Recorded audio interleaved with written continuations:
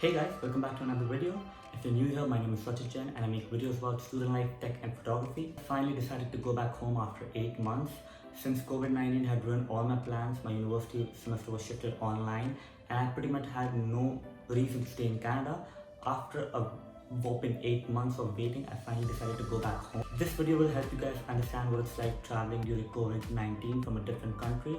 And maybe if you guys are trying to take the same journey or your family member is taking the same journey, this video might help you out in understanding what the process might look like, what the entire journey might look like, what are the things you need, and what are the things that you might need to take precautions for.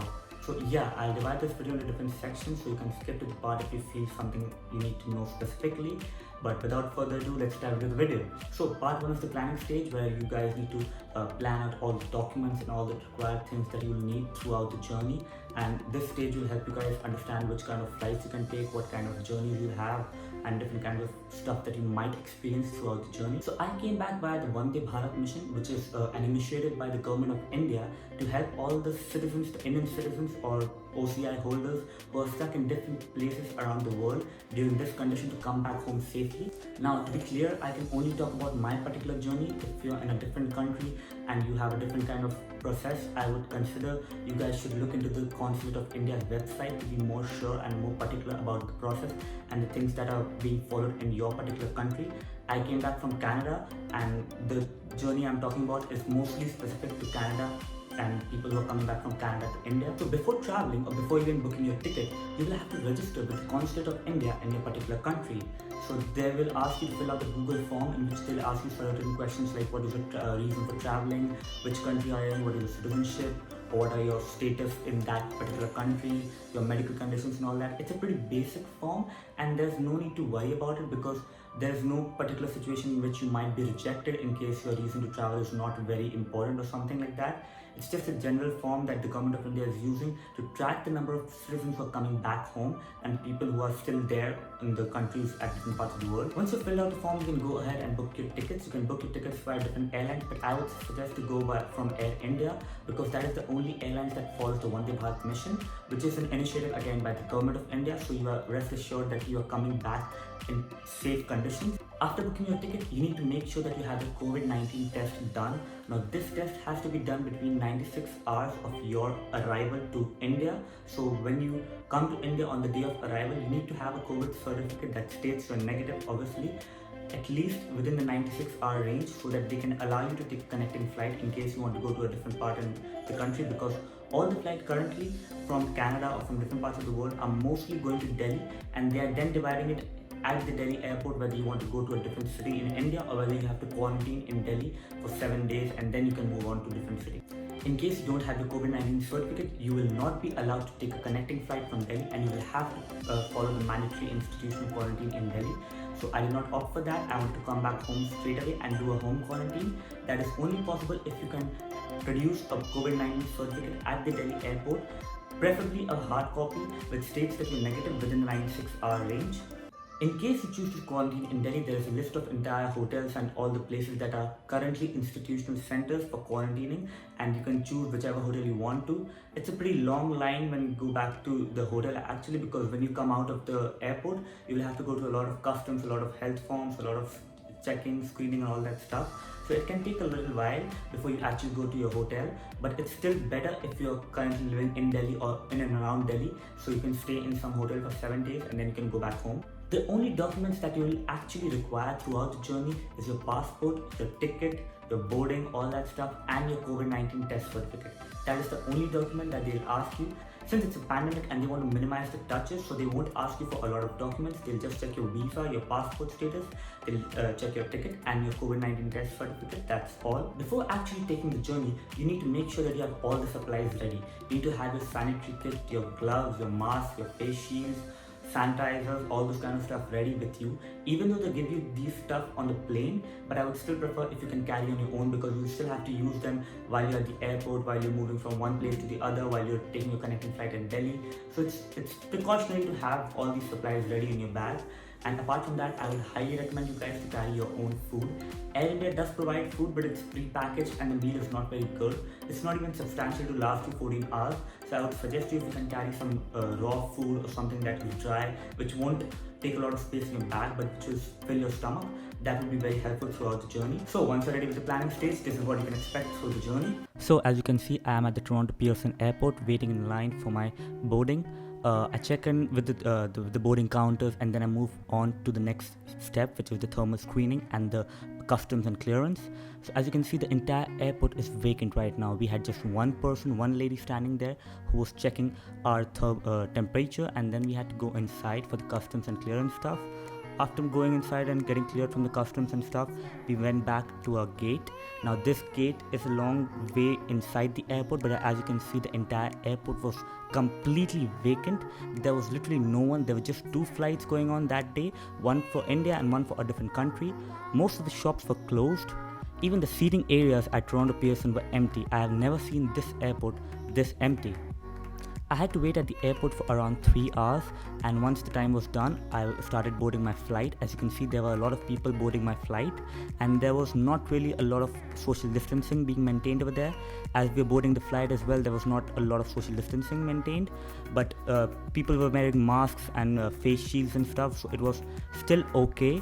We took off from the Toronto Pearson Airport. It was a 13.5-hour journey to Delhi, India. The flight was pretty vacant. There were just a few members on the flight. We had 3 seats to each person, and only families were allowed to sit together beside each other. Otherwise, there were just 3 people. Since the flight did not have any entertainment system, I had planned to carry my own entertainment system on my iPad. I watched some shows. I slept through the entire flight. I ate whatever I could carry. So they give you a specific bag with just some fruit, some pre-packaged meal, and a bottle of water. Then they give you some face shields, mask, and all those sanitary stuff, but they did not give you anything substantial to eat. So I carried my own food. As the journey was about to end, we were given this health form that we had to fill in and provide at the airport in Delhi. The journey was pretty comfortable as there were not a lot of people on the flight. We had good social distancing, everybody was wearing masks, and the plane was decent. We landed at Delhi airport around 11:30 in the morning on 4th of September.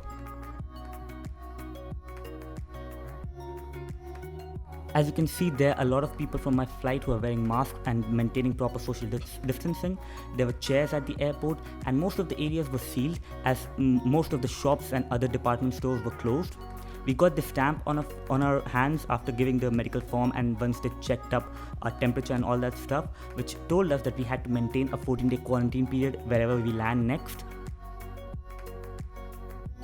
As soon as it was time for my next flight from Delhi to Patna, since I had to take a hopping flight from Delhi to Patna and then to Kolkata, we started boarding the flight. There were a lot of people at the Delhi airport and not a lot of social distancing being maintained.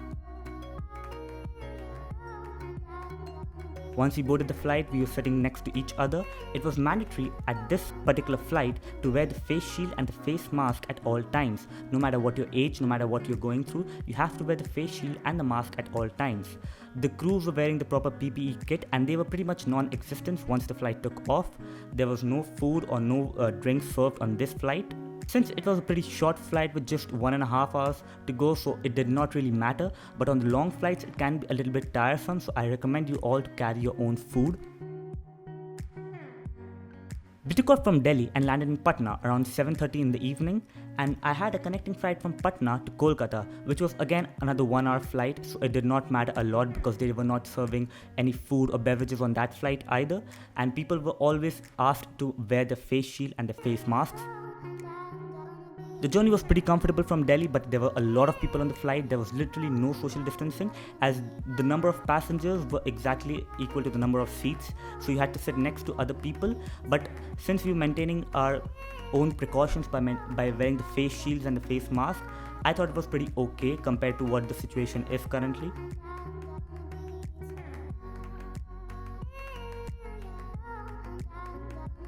And that's pretty much it. So when I landed in Patna, I took a connecting flight, then I landed in Kolkata. After landing in Kolkata, they just did a screening of my temperature and stuff. They checked if I was having any symptoms and stuff. They gave me my luggage, and then I was allowed to go out. So that was pretty much it. I came back home. I practiced a mandatory 7-day quarantine inside my room, so I did not go out of the room. And after 7 days, I'm going out of the room, but still not out of the house. And none of my family members are actually leaving the house until I was already done with the 14-day quarantine period. And once you're in your hometown, I would highly suggest you to practice a mandatory 7-day quarantine period, because even though you might think you are safe and you don't have the symptoms or any kind of feeling that might signal that you have COVID, you can still be a carrier and pass it on to your family members or to the people in society. So it's better to contain yourself for 7 days. The entire journey was pretty safe, and a lot of social distancing and a lot of sanitary policies were maintained. But still, I would highly recommend you guys to maintain that 7-day period, because you're still going through a very long period of time. You're going through a 24-hour, 30-hour journey, and in that journey, you're coming in contact with a lot of people who may not be as cautious as you are. So you can still be a carrier, or you can still get affected. There have been very less cases in traveling because people are usually very cautious in this, but still there is no perfect guarantee that you might not catch COVID-19. So I would highly recommend you guys to stay in your room or in a hotel for 7 days, practice the quarantine period, and then come home, and then you can enjoy with your family and stuff. So that brings to the end of the video. If you guys enjoyed the video or found it helpful, please give it a like down below and subscribe to the channel. Please share this video as much as you can, so that if you are taking this journey, or if your family member is taking this journey, if your friends are taking this journey, they can get to know what the entire journey might look like. If you have any questions, you can shoot me up in the comments down below, and I'll be glad to answer all those questions. And hope you guys are staying safe. Thank you for watching, and I'll talk to you guys in the next one.